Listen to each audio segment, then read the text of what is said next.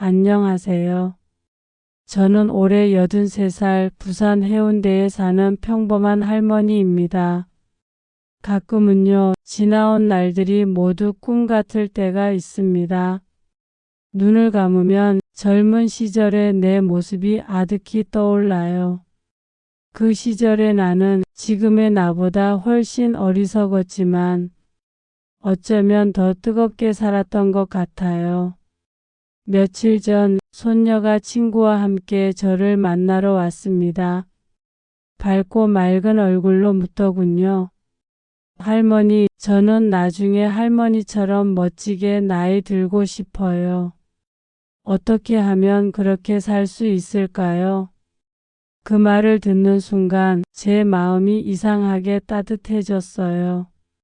이 작은 아이가 나의 세월을 존중해 준다는 사실이 그저 고마웠습니다. 그날 밤 오래된 앨범을 꺼내 들었습니다.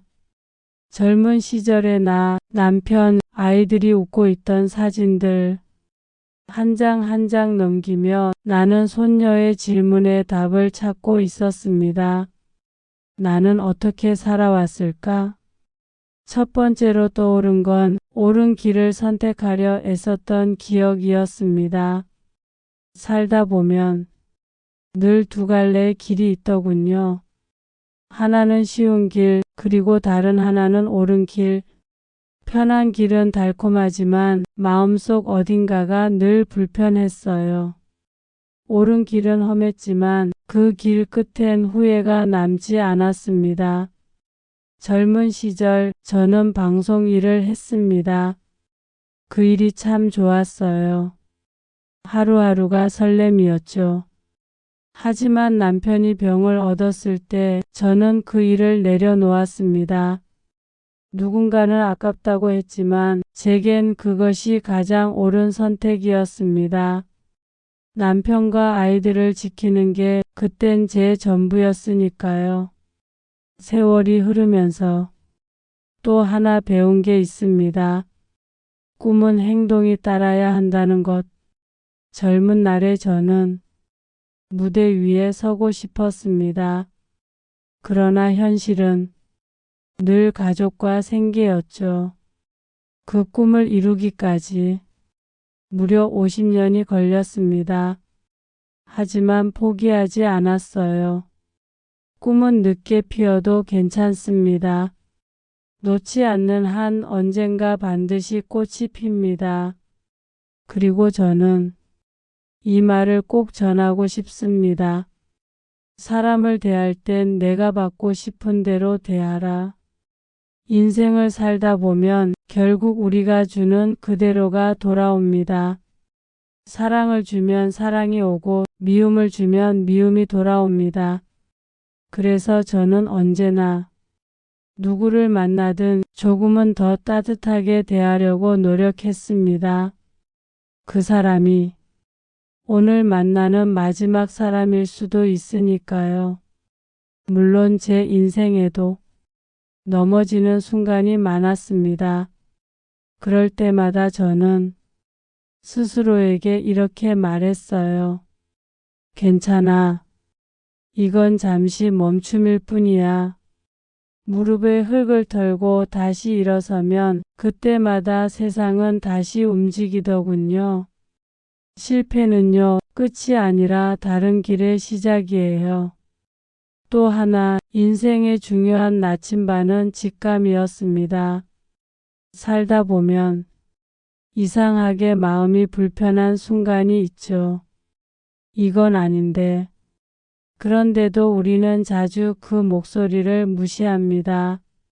저 역시 그랬어요. 그리고 늘 후회했습니다. 나이가 들수록 확신하는 건 그 조용한 속삭임이 가장 정확한 나침반이라는 겁니다. 세월이 흘러도 멈추지 말아야 할 게 하나 있습니다. 배움이에요. 매일 새로운 걸 배우면 세상은 아직 나를 기다리고 있다는 신호처럼 느껴집니다.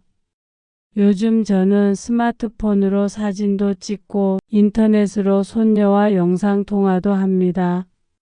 처음엔 낯설었지만 그 덕분에 내 마음이 젊게 유지되는 것 같아요. 배움은 몸이 아니라 마음을 젊게 만드는 일이더군요. 그리고요, 이건 꼭 말하고 싶습니다. 남의 시선에서 자유로워지세요. 오랫동안 저는 사람들이 나를 어떻게 볼까? 그 생각 속에 살았습니다. 옷차림, 말투, 심지어 웃는 모습까지 조심스러웠죠. 하지만 이제는 알아요. 남의 시선으론 내 행복을 채울 수 없다는 걸요. 진짜 자유는 남의 기준이 아닌 나의 기준으로 사는 것에서 시작됩니다. 이 모든 이야기를 손녀에게 들려주고 나서 아이의 눈빛이 반짝였어요. 할머니, 저도 제 인생의 옳은 길을 찾아볼게요. 그 말에 저는 웃었습니다. 그리고 속으로 이렇게 말했죠. 그래, 그 길 위에서 내가 행복하길. 지금 이 영상을 듣는 분 중에도 혹시 제 나이 또래이신 분들 계시죠? 우리 모두 참 많은 세월을 견뎌왔습니다. 사랑했고 잃었고 다시 일어났습니다. 가끔은 외롭고 가끔은 두려워도 괜찮아요. 이제는 누군가를 돌보든 자기 자신도 그렇게 다정히 돌볼 때입니다. 저는 오늘도 해운대 바다를 바라보며 하루를 시작합니다.